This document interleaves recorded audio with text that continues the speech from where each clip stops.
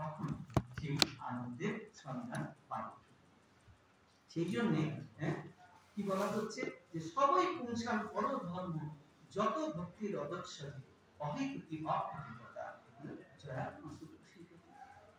এইভাবে আমরা আনন্দের সন্ধানে যদি আমরা খোঁজ করি তাহলে পরে আমরা আস্তে আস্তে এগোতে পারি।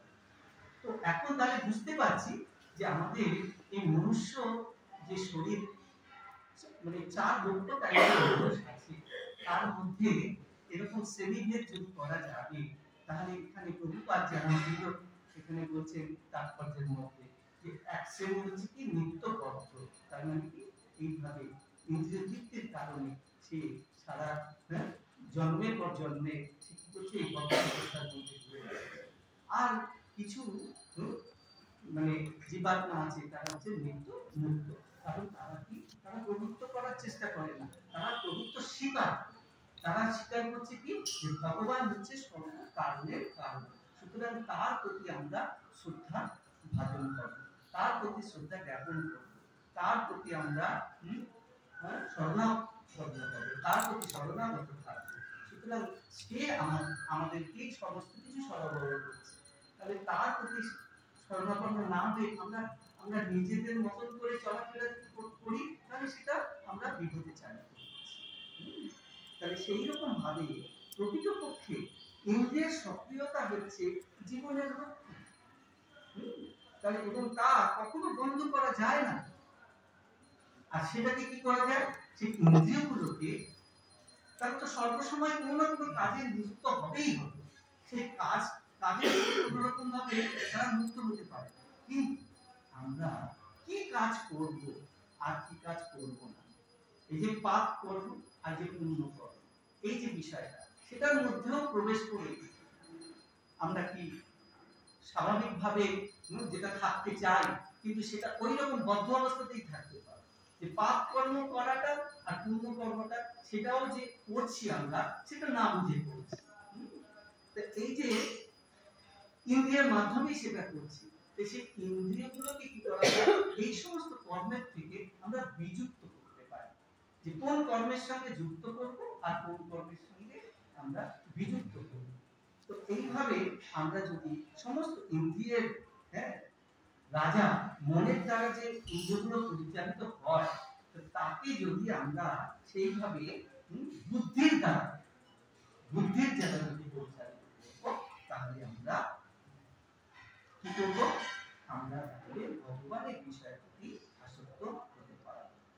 এইভাবে আমরা সর্বশ্রেষ্ঠ কার্য যেটা সেই কার্যের মধ্যে আমরা ইন্দ্রিয়গুলোকে যুক্ত করার চেষ্টা করি। আর সেইটি হচ্ছে যোগের পন্থা।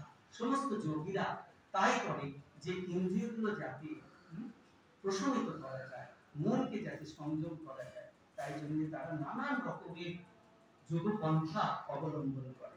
তাই জন্য বলছি কি যে যোগিনাম অপি সর্বেষাং মদ গতেনান্তরাত্মনা শ্রদ্ধাবান ভজতে মা যো মা সমে যুক্ততম মত করে। তাহলে ভগবান হচ্ছেন সমস্ত কিছুর উৎস, সেই আনন্দের উৎস। তাহলে তার সঙ্গে যদি আমরা যুক্ত হতে চেষ্টা করব বুদ্ধির দ্বারা, মনের দ্বারা এইভাবে পরিচালিত আমরা হব না, জগতের মধ্যে যে আমরা মহাজন্য হব না, তাহলে পরে আমরা কি হব, আমরা সেই আনন্দের সন্ধানে ভাসতে পারব। তো আমরা যদি এইভাবে শুরুবাত করি কিন্তু দেখা যাবে যে আমরা প্রথমেই কিন্তু ভগবানের বিষয়টা বুঝতে পারব। সেই জন্য কি বলছে, অত শ্রীকৃষ্ণ নাম আদি না ভবেন্দ্রিয়। কারণ আমরা জন্মান্তর ধরে আমাদের মধ্যে এই কামনা বাসনার বিষয়গুলো এমন ভাবে গেঁথে গেছে যে আমরা ভগবানের বিষয়ের প্রতি আকৃষ্ট হইই না, আর ভগবানের বিষয়টা বুঝতেই পারি না। তার কারণ কি, ভগবান হচ্ছে দিব্য, ভগবান হচ্ছে চিন্ময় বিষয়, আর আমরা জড় বিষয়ের সঙ্গে এমন ভাবে আত্মস্থ হয়েছি যে জড় বিষয় আর চিন্ময় বিষয়ের মধ্যে আকাশ পাতাল পার্থক্য। সুতরাং এই জড় মন আর এই জড় ইন্দ্রিয় দিয়ে ভগবানকে আমরা বুঝতে পারব। তাহলে সেখানে কি বলা হচ্ছে, যখন আমরা এই ভগবানের প্রতি আকৃষ্ট অল্প বিস্তর যদি হই তো সেবন মুখে জিহ্বা হলো স্বয়ং স্বরূপ হয়। তখন কি করবে? ভগবান বুঝতে পারবে যে না, এ অনেক নাকানি চুপানি খেয়েছে, অনেক চর্চা খেয়েছে, এইবারে সে আমার প্রতি শরণাপন্ন হতে চাইছে। তখন কি করবে?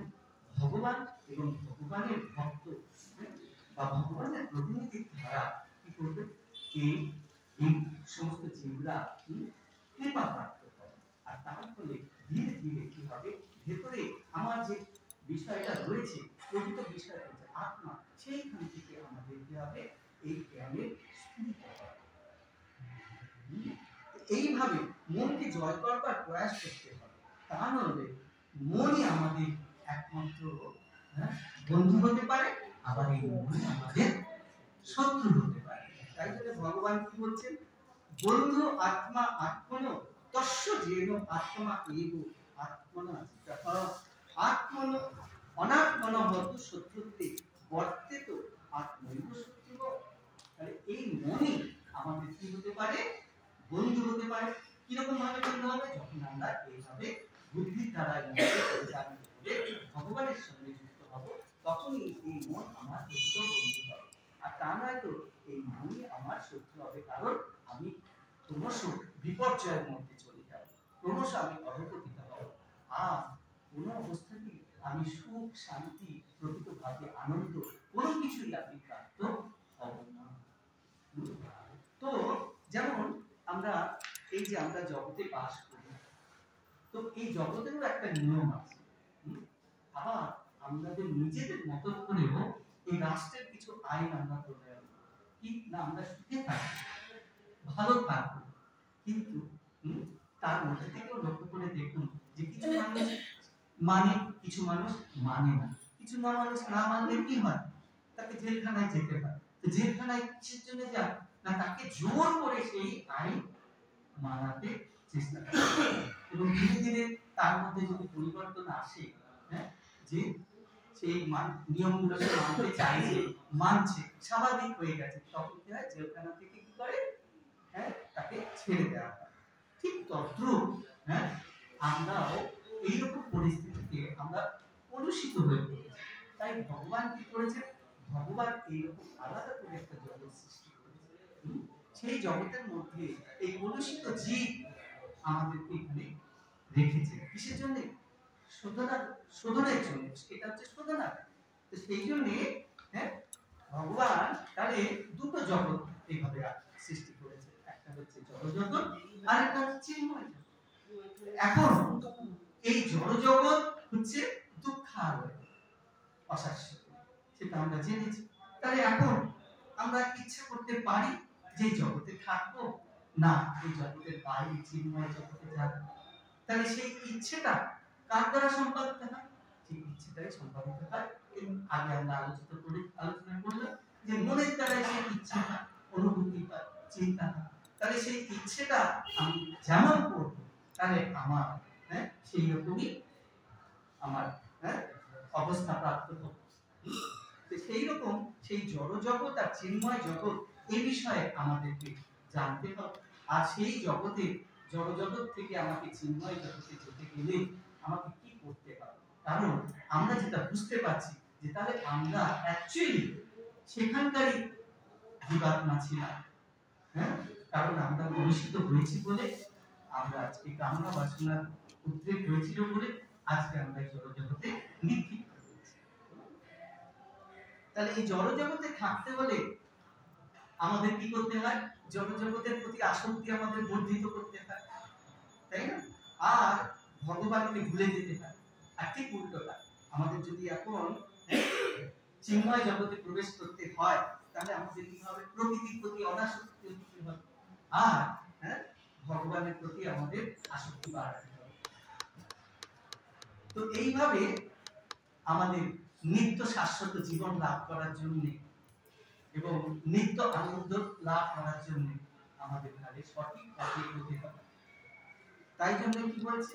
এই মন এবং মনুষ্যানাং কারণং বন্ধ মোক্ষয় বন্ধায় বিষয়া সঙ্গ মুক্তই নির্বিষয় মনঃ।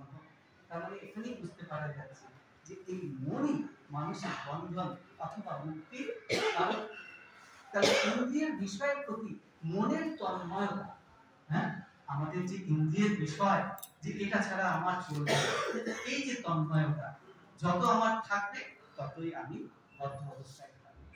আর এই তন্ময়তা থেকে কাটিয়ে যদি আমি ভগবানের বিষয়ে যাই তাহলে পরে আমি আস্তে আস্তে আস্তে আস্তে আমার এই নিরাসক্ত হয়ে যাব, এবং নিরাসক্ত হলে পরে আমার কোনো রকম উপাধিও থাকবে না। সেই জন্য বলছি কি সর্বপাদি দিনের মুক্তম তৎপরেত্তর নির্মল ঋষিকে ঋষিকেশ সেবনের ভক্তি উচ্চতে।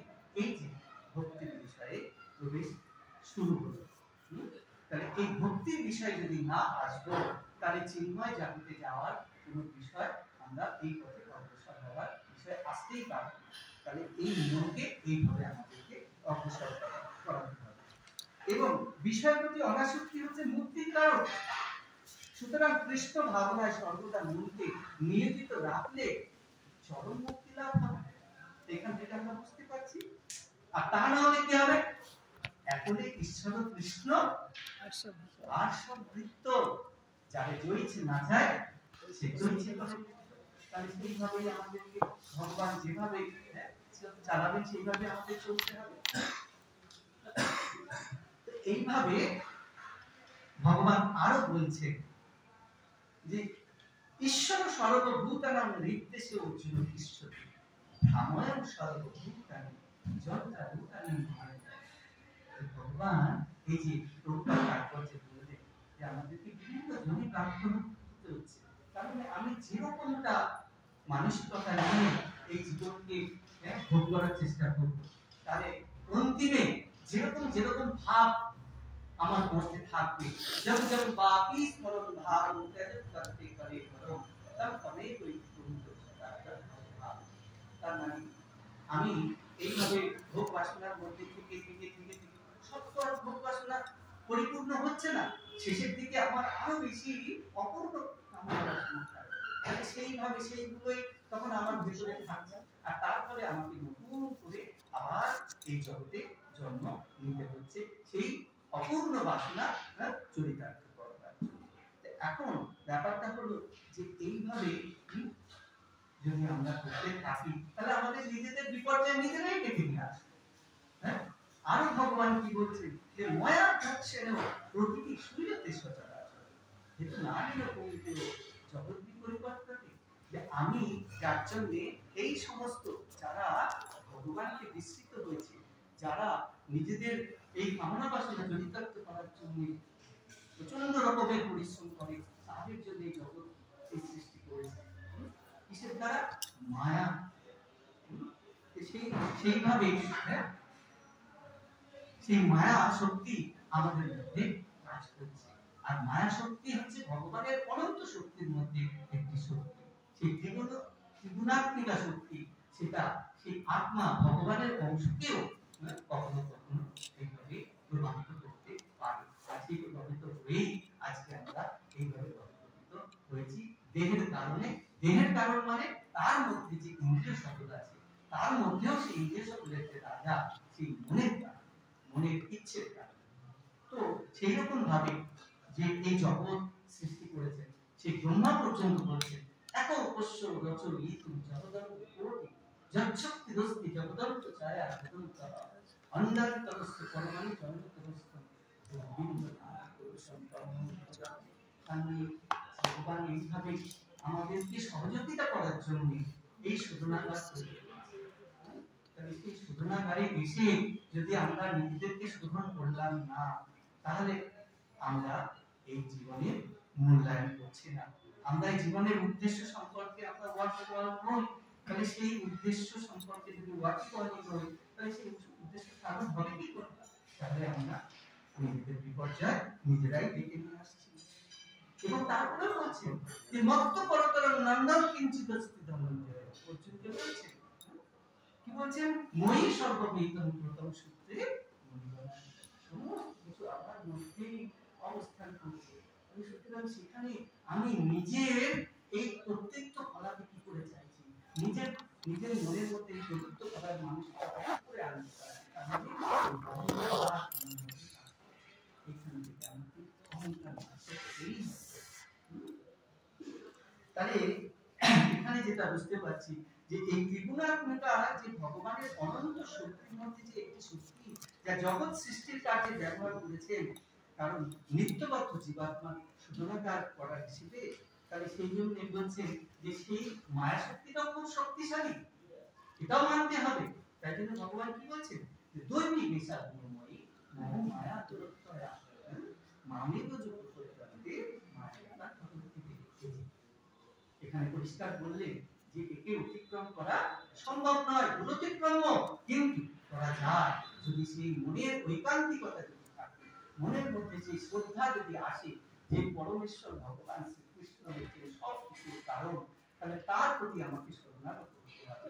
সমস্ত কিছু আমার অহংকার মুক্ত হয়ে, সমস্ত উপাধি মুক্ত হয়ে, তখনই কি হবে, ভগবান আমাকে কৃপা করবেন এবং সেই মায়া শক্তি থেকে আমাকে, এই মোহাচ্ছন্ন অবস্থা থেকে, সেই অন্ধকার অবস্থা থেকে আমাকে মুক্ত করতে উনি তখন চেষ্টা করবেন। তো সেই জন্য আমাদের কি করতে হবে, ভগবানকে আমাদের জানতে হবে, সেটাই হচ্ছে আমাদের জীবনের উদ্দেশ্য। সেই জন্য মনকে আমাদের কাজে লাগাতে হবে। আপনারা লক্ষ্য করে দেখবেন যে কোনো কাজই যখন করি তখন দেখবেন যে সেখানে মনের সাংঘাতিক প্রভাব সেখানে থাকতে পারে। যেমন ছোটবেলাতেও আমরা চিন্তা করি, মা বলতেন কি, বাবা বলতেন কি, এই মন দিয়ে পড়াশোনা, তার মানে কি, পড়াশোনা তো চোখ দিয়ে করবে, তাই না, আর কান দিয়ে শুনবে, তাহলে সেখানে আবার মনের বিষয়টা আসছে না।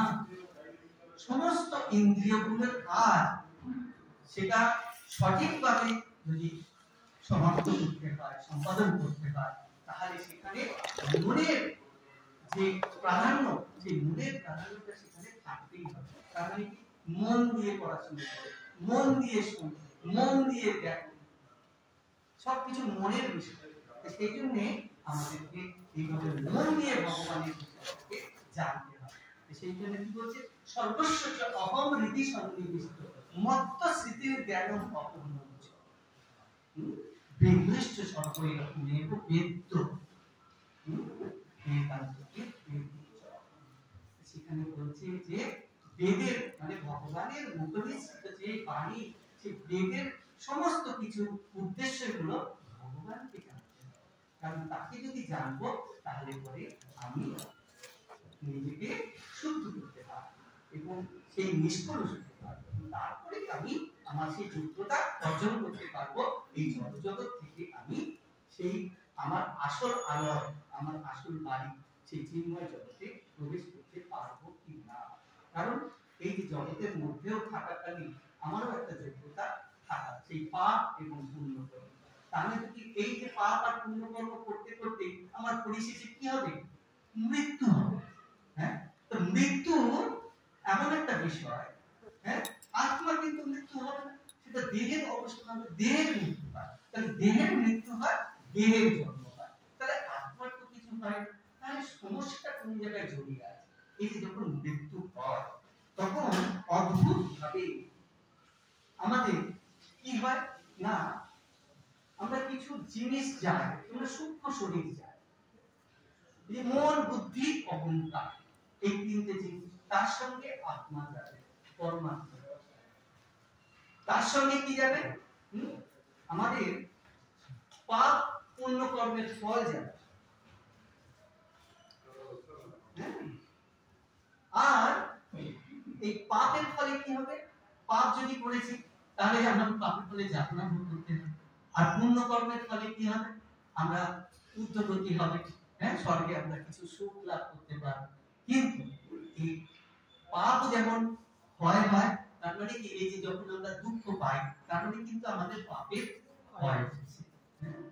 আর যখন আমরা সুখ অনুভব করি তার মানে আমাদের পুণ্য ফলের হয়।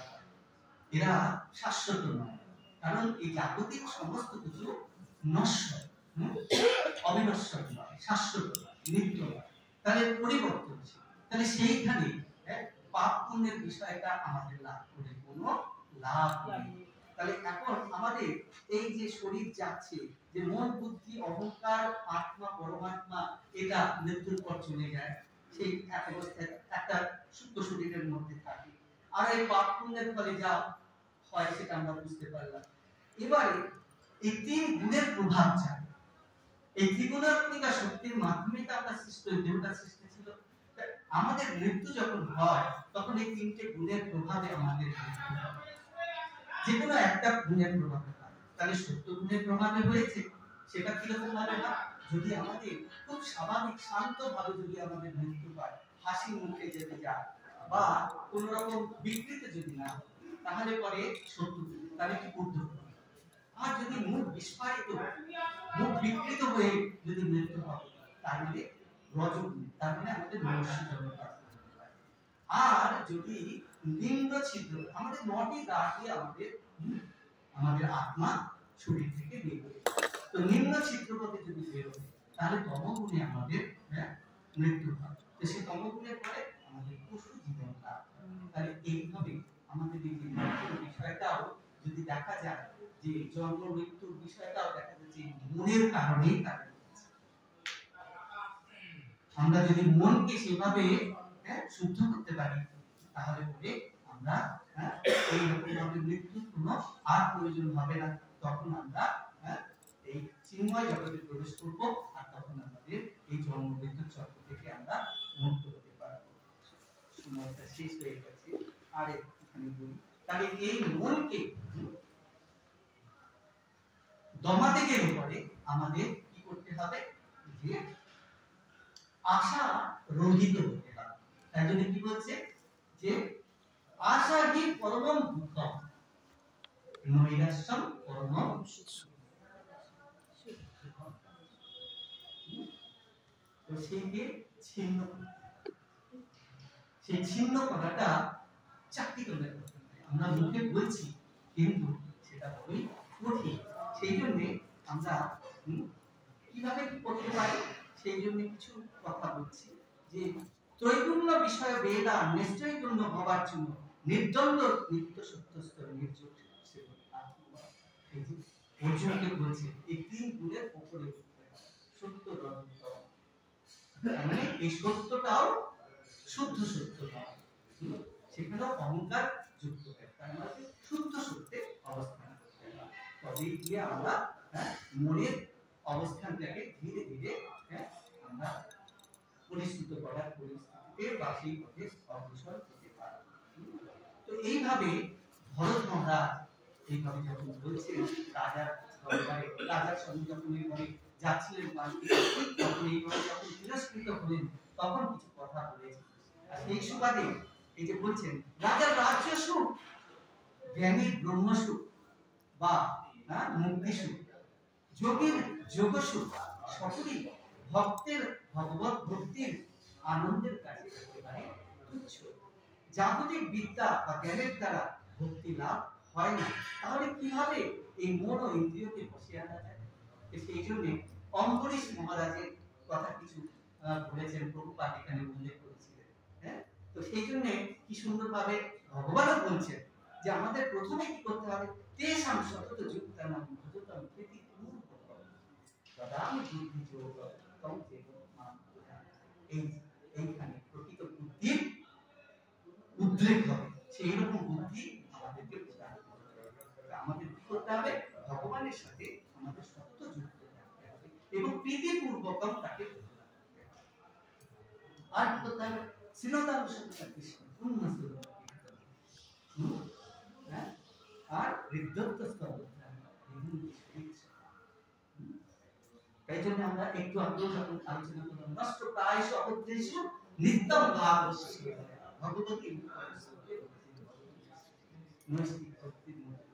তার মানে আমরা সর্বদাই ভগবানের লীলা কথা, রূপের কথা, গুণের কথা, ভক্তের সঙ্গে লীলা সমস্ত কথার মধ্যে যদি থাকবো, তাহলে জাগতিক বিষয় যদি আমরা আসক্ত হব না।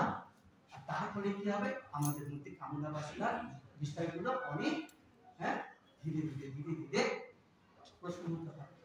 এবং সেই জন্যই আমাদেরকে অম্বরীশ মহারাজের পথ অনুসরণ করতে হবে। সেটাই কি